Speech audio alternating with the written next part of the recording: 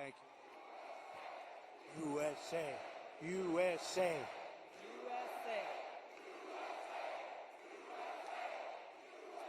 We love our country. We love our country, don't we? It's amazing. And it's a great country, but we have to take it back because our country's not feeling so well nowadays, and we're going to bring it back, and we're going to make it healthy and beautiful and better than ever.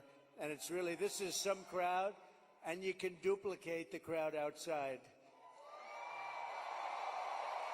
So if anybody would like to give up your seat, that would be okay.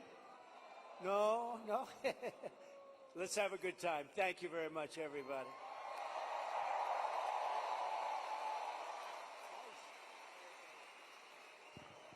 That song gets me fired up every time. So great. Lee Greenwood is so great. Great guy, too. Well, thank you, Mr. President. Thank you. This is a very special evening for us all to have a conversation about some of the real issues that are facing Americans across the country and that don't get talked about often enough. And I want to start with one that's very personal to me, hard to talk about sometimes. This is only the second time I've spoken about it publicly, but my husband and I were married almost 10 years ago. We wanted to start a family. We were very excited about it. Unfortunately, it was very difficult. We were not successful in trying to get pregnant. For us, IVF seemed to be the only option and the last resort. As you know, it's a pretty difficult process. It's very, very expensive. I was in Congress at the time, traveling. I would carry the medicine that I had to administer shots to myself sometimes in an airport bathroom. And ultimately, the most difficult part was every time going to the doctor for another transfer and hoping that it would result in a positive pregnancy test, and then being heartbroken over and over every time that test came back negative. Now, I know some of your opponents, your political opponents, are saying that you want to ban IVF. While it didn't work for us, it's worked for a lot of families. And I just know that there are women and couples in this crowd, or those who are watching here tonight, who may be going through this same struggle and are concerned about being able to have this option, either because they might not be able to afford it, or they're concerned that it just may not be available. And I'd love for you to talk to them about how they should feel. Well, thank you very much, Tulsi. And I didn't know about your situation. And it's tough stuff, right? Tough. Life is pretty tough. It can be beautiful, but it can be difficult. We are doing something with IVF, because IVF, as you know from friends and people you know, it's really worked out very well for a lot of people. It gave them a child when they would not have had a child. And I told my people I wanted to look at this a couple of weeks ago. And as you know, we have no taxes on a thing called tips, you know that. And I said, tell me, we did three things. We did that, and we did no tax for seniors on Social Security benefits. We want to have that. And I've been seeing a lot of IVF, and I kept hearing that I'm against it, and I'm actually very much for it. In fact, in Alabama, where a judge ruled against it, and I countered the judge and came out with a very strong statement for it. And the Alabama... You were very quick in your response to that. I was, but they were too. They were amazing. The legislature approved virtually my statement. I'm in full IVF, and it has really gone, it's terrific.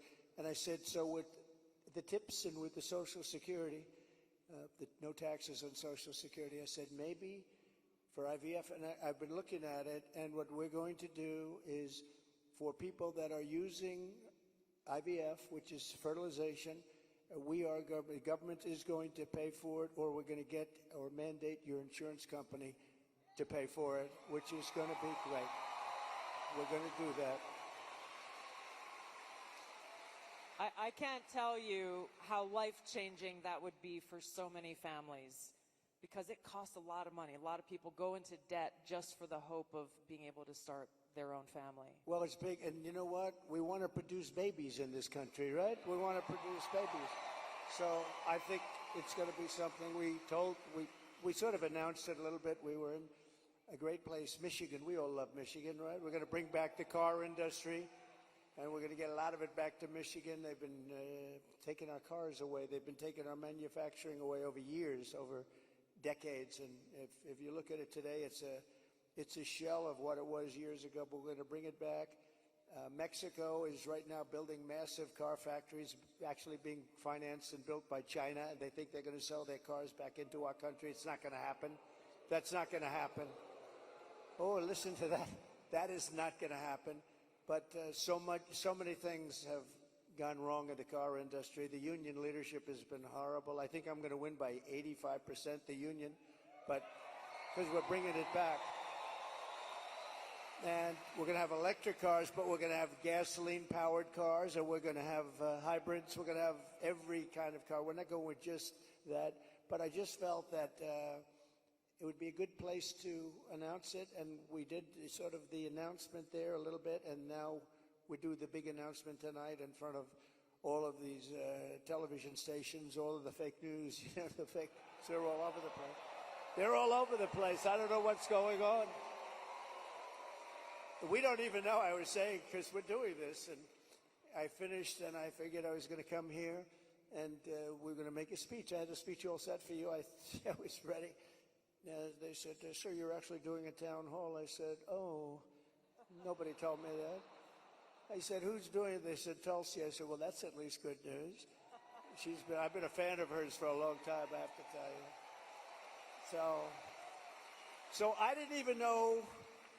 I'm in the plane, and I'm looking over some material, and we're going to give you a hell of a speech tonight. We were set to give you one hell of a speech. They said, no, sir, it's a town hall. I said, why doesn't somebody tell me this stuff?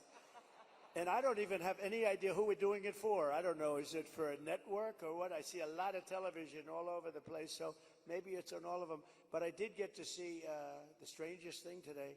I looked at the news conference of Kamala. I call her Comrade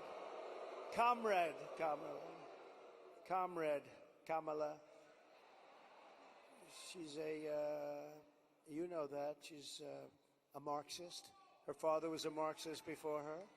So she was brought up in the family tradition.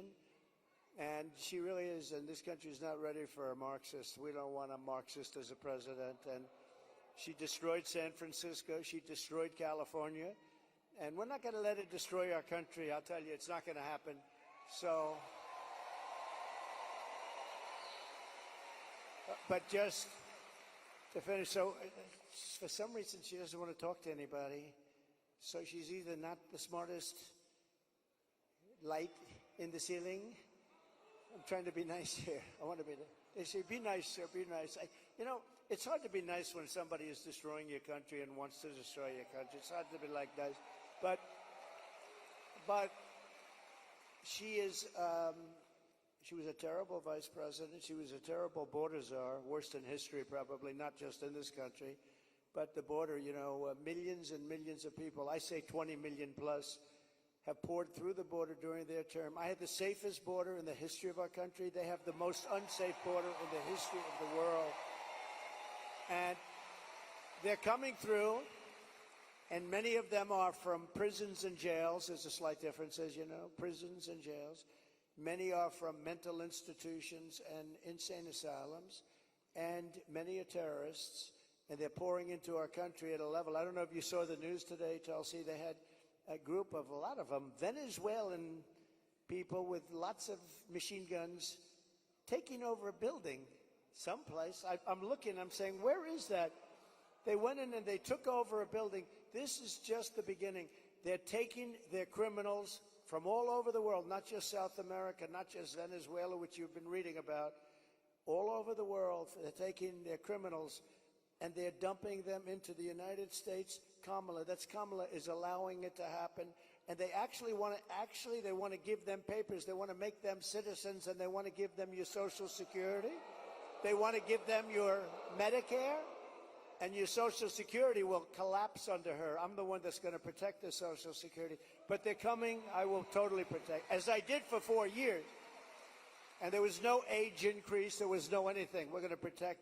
You know, they destroy you with inflation, and then they want to destroy your Social Security. So it's not going to happen. But this is going to be the most important election in the history of our country. So I just want to say that it's an honor to be with you tonight. It's a forum that's very different because I have no idea who the hell is broadcasting it.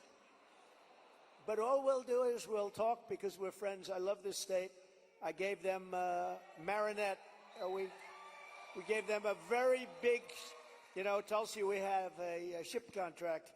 And as you know, we gave Marinette yards, but we gave them a tremendous contract. They wanted it all over the country. I said, we're going to get it for Wisconsin, and it's a big one.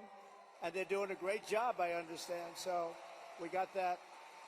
And we're going to have a good time tonight. So let's go. Mr. President, you talked about immigration. We actually have Amber here who's quite concerned about that, and she's got a question for you.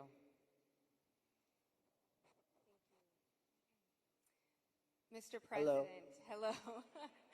My name is Amber, and I'm from Cameron, Wisconsin.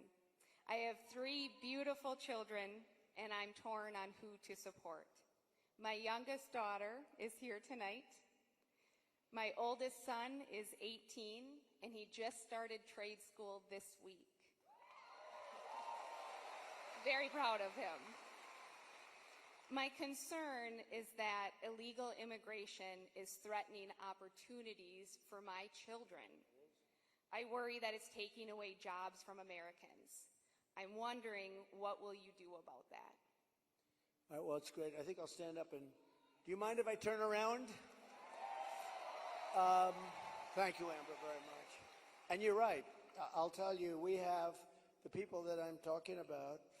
They're pouring in at levels never seen before. They're coming in by millions and millions, and a lot of them are taking the jobs for the black population, the Hispanic population, and unions are going to be very badly affected because, and I was talking to some of the union heads who I actually do get along with, but they're very concerned about it because the jobs that are, the people that are coming in are just taken, and it's going to start with the black population. African Americans are losing their jobs, and I don't know if you heard the latest statistic that of the jobs that these people created, which is very little, every single job was taken, about 107% was taken by illegal immigrants.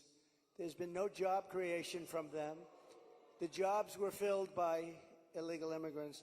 With all of that being said, I want to give you a very positive answer. We're going to win this election. We're going to turn this country around. We're going to become an unbelievable growth country.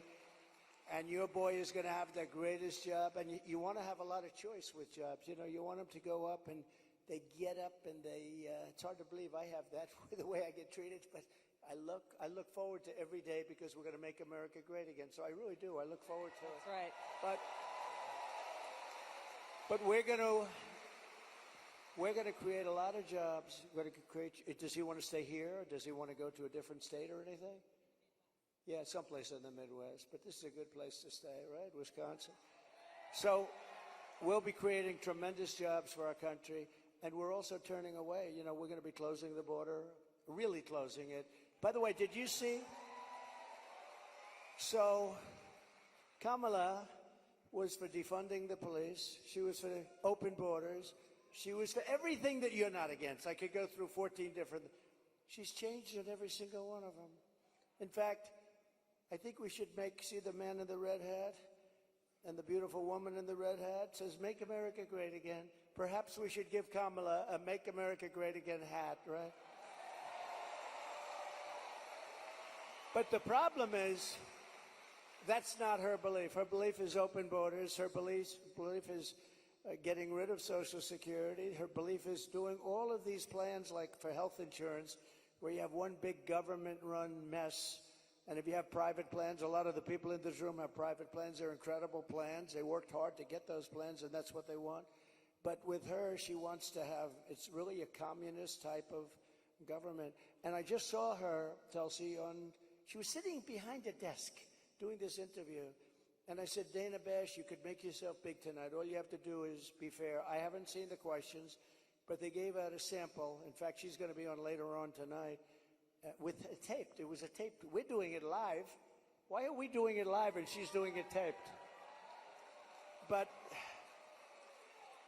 That's right. He's real. But she was sitting behind that desk, this massive desk, and she didn't look like a leader to me, I'll be honest. I don't see her negotiating with President Xi of China. I don't see her with Kim Jong-un like we did with Kim Jong-un. So we're going to have to see what happens. I'll tell you what, November 5th is going to be the most important day in the history of this country. Will be. Mr. President, there are a lot of people who want to feel hopeful about our future. I want to introduce you to Luke, who is one of those people. Hi. Hello, Mr. President. Good-looking guy. Thank you. My name is Luke Pulaski, and I'm a junior here at the University of Wisconsin-La Crosse. I'll be voting for the first time in November, and I'm researching each candidate. I have two questions for you. First, as I've been living on my own and buying my own gas and groceries, I have noticed that everything has become more expensive. For me personally, I try to eat healthy and stay lean. A pound of meat has gone from $4 to almost $7. I also would like to buy a home someday, but that seems just impossible now. What's your plan to make life more affordable and bring down inflation for someone like me? Very good. Thank you. Good. It's probably the question I get most. You know, they say you're going to vote with your stomach. I don't know if you've heard it, but it's a little bit true. And groceries, food has gone up at levels that nobody's ever seen before. We've never seen anything like it, 50, 60, 70%. You take a look at bacon and some of these products, and some people don't eat bacon anymore. And we are going to get the energy prices down. When we get energy down, you know, this was caused by their horrible energy wind. They want wind all over the place. But when it doesn't blow, we have a little problem.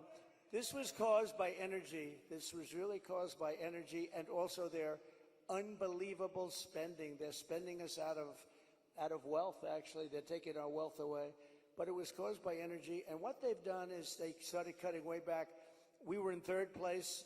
When I left, we were by far in first place, beating Russia, beating Saudi Arabia. And we were going to dominate to a level that we've never seen before. And then we had a bad election. I'll be very nice. I'm supposed to be nice when I talk about the election, because everybody's afraid to talk about, oh, please, sir, don't talk about the election, please. You know, if you can't talk about a bad election, you really don't have a democracy if you think about it, right?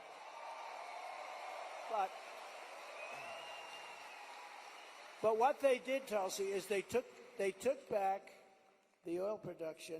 The oil started going crazy. That started the inflation. Then they went back. They said, go back to where Trump was.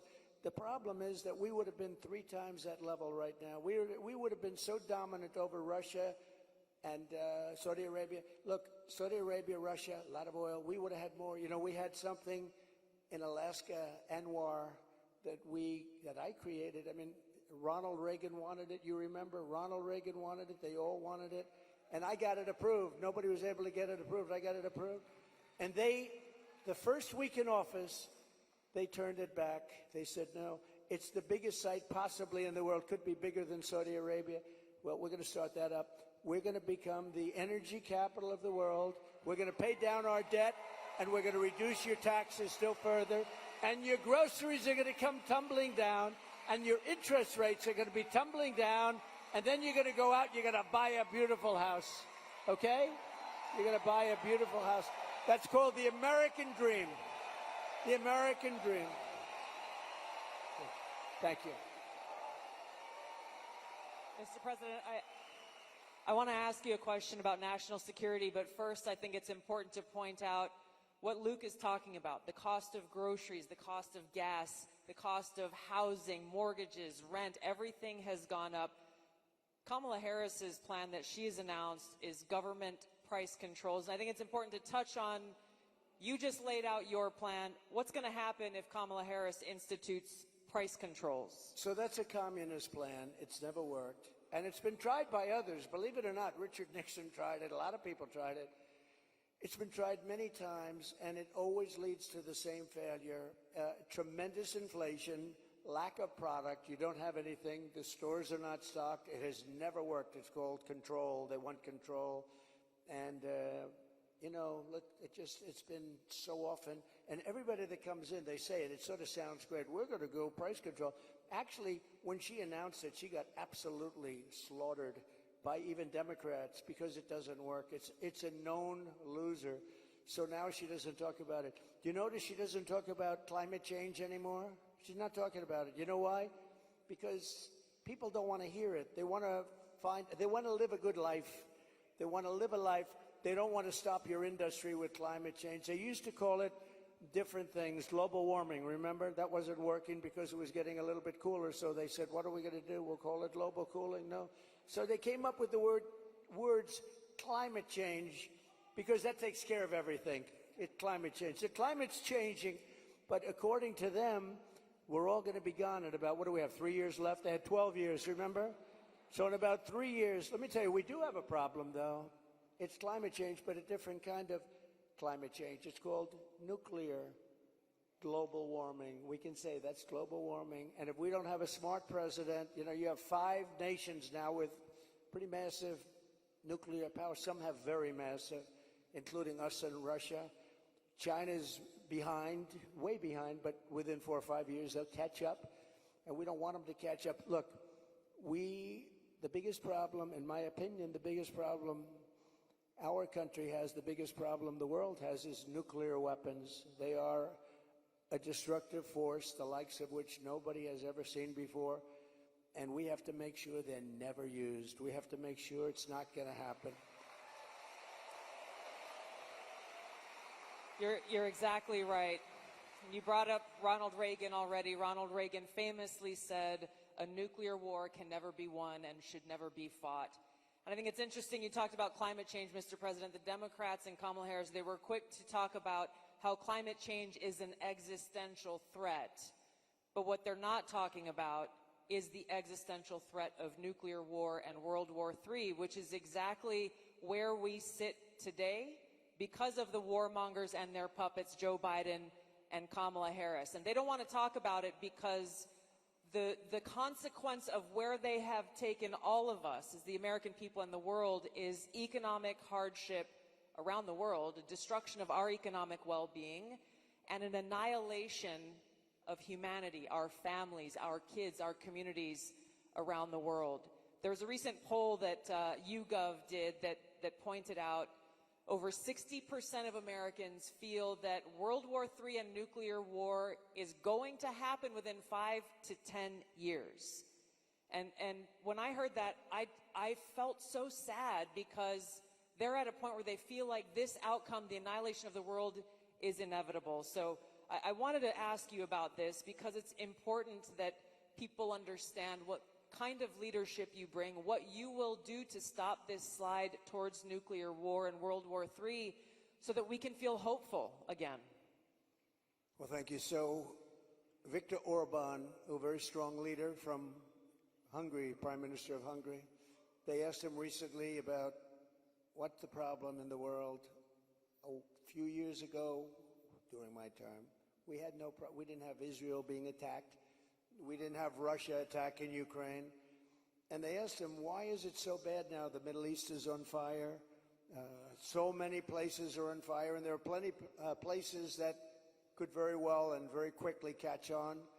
What's the problem? He said, you have to bring Trump back as president of the United States. You will have no problem. He single-handedly kept things, and it's true. And I could do it with telephone calls by being smart. But literally, he said, you have to bring Trump back. Now, he used a term I wouldn't use. He said everybody was afraid of Trump. You know who was afraid of Trump? They said China was afraid of Trump. Russia was afraid of Trump. They were all, and I don't want to say that. I will say this. They respected me and they respected our nation. They don't respect our nation anymore.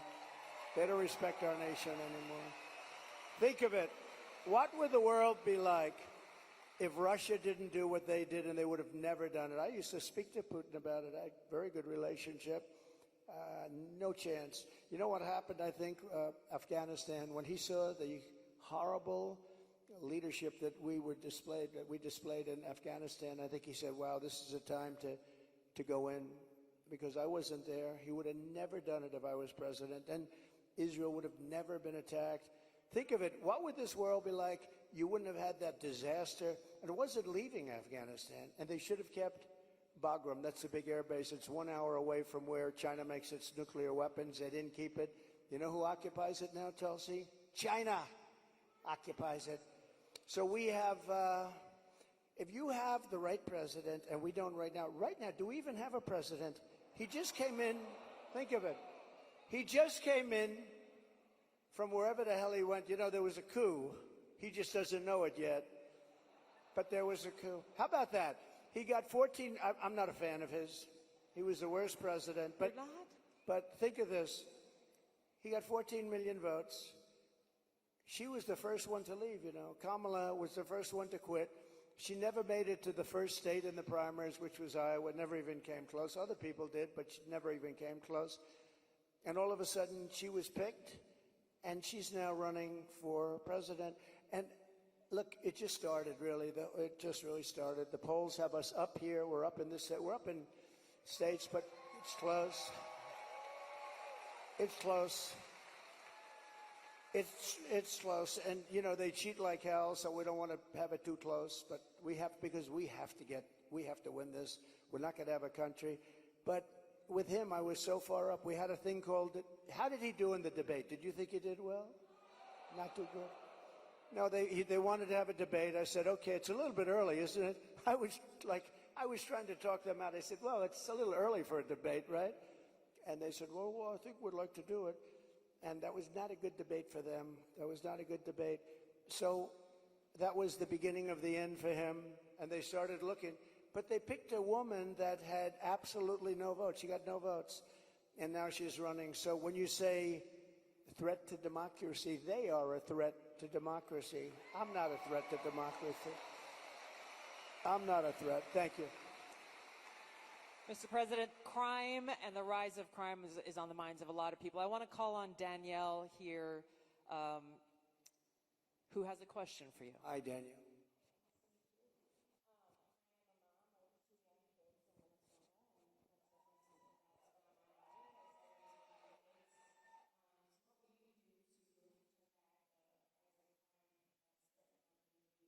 Well, you need, and you get a lot of those questions from Minnesota. But you get a lot of those questions because Minnesota, I mean, they picked this guy.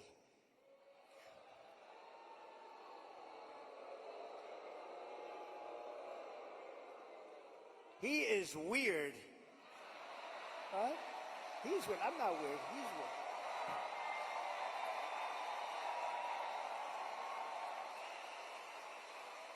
No, he's a weird guy. He's a weird dude. You know, see, they come up with sound bites. They always have sound bites. And one of the things is that JD and I are weird. That guy is so straight. JD is he's doing a great job, smart, top student, great guy. And he's not weird, and I'm not weird. I mean, we're a lot of things. We're not weird, I will tell you. But that guy is weird, don't you think? You know, he signed for, and this is, who would think that this is even happening in our country with men playing in women's sports and all of this, but he has it at a level that nobody can believe. A bill that every boy's bathroom will have tampons, okay? Hence his name, Tampon Tim. But think of it. Think of it. And you know, on the question of abortion, he is the one, abortion in the 9th month. And if the baby in Minnesota, and I'd love to win Minnesota because those people aren't digging this guy. They're not digging this guy. But think of this. 6 states, Minnesota's one of them. If the baby is born, you're allowed to execute the baby think of that, after birth in Minnesota, you're allowed to execute. And you remember the former governor, not the current governor, who's terrific, Len Youngkin. We're going to win maybe Virginia. We could do that. But the former governor, and he said, you sit the mother down and the father down, you sit them down and you talk, and the baby is born and you make a decision what to do. He meant, do you execute the baby after birth? And according to what they have passed and legislation, in Minnesota, they're allowed to execute the baby after birth. And this guy is a participant. And that's why she picked him, because she is, in fact, a Marxist/communist. Remember, I'd say all the time, our country will never be socialist, right? We will not have a socialist. Well, I was right. We skipped socialism. We went to communism. This woman has to be stopped. Mr. President, we have time for one final question. I don't know if we can get a mic to Bernardo. He's got an important question, given very soon we will be honoring the anniversary of September 11th and all of the lives that were lost on that tragic day in that tragic attack where we were attacked by radical Islamist terrorists. And Bernardo wanted to share his thoughts and had a question for you on this. Thank you. Mr. President, my name is Bernardo. I'm a voter here in Wisconsin, live in the wonderful La Crosse County here, and I'm also a father of 8. I have 7 here with me.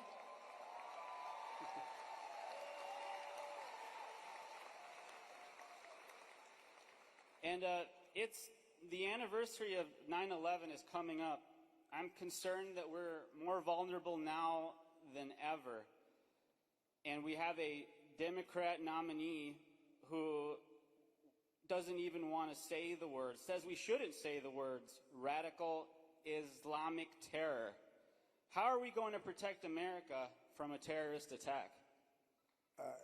First of all, it's a great question. And, you know, we have radical Islamists pouring into our country along with everybody else right now. They're coming in at levels that nobody's ever seen before. We kept them out. We had 1 year where Border Patrol put down, it was, I believe, 2019, where they, and I don't believe this, I don't believe it's right, but I'll take it. They said 0 came in 20, that was my term, 0. Now we have thousands. I'd like to say that was true. It's probably not, because I can't imagine that. But we were very tough on that. Now they have thousands and thousands coming in, along with the prisoners and along with the crime. And remember, a lot of these countries like Venezuela, their crime is way down because they've moved their criminals into our country. It's not even believable. But your question on Islamists and all of the jihad and all of the things that they talk about, they have to respect your country. They have to respect your leader. You know, I had no radical Islam crime for 4 years, and I didn't want to talk about it. I talked about it after, but I didn't want to talk about it during. I don't want to say like, I had absolutely, and the next day you get hit. But we had none, 4 years of it, because they respected your president, they respected your country, and we have to bring back that level of respect, and we're going to do it. We're going to do it. And we're not letting the wrong people into our country. Okay, thank you very much. Great question. Thank you, Mr. President. I know you have run out of time here, but thank you for having this conversation with the people of Wisconsin and people across the country who are watching and concerned about these very same issues. Thank you, Mr. President. Thank you everyone, much. for being here. Thank you, everybody. Vote. Vote.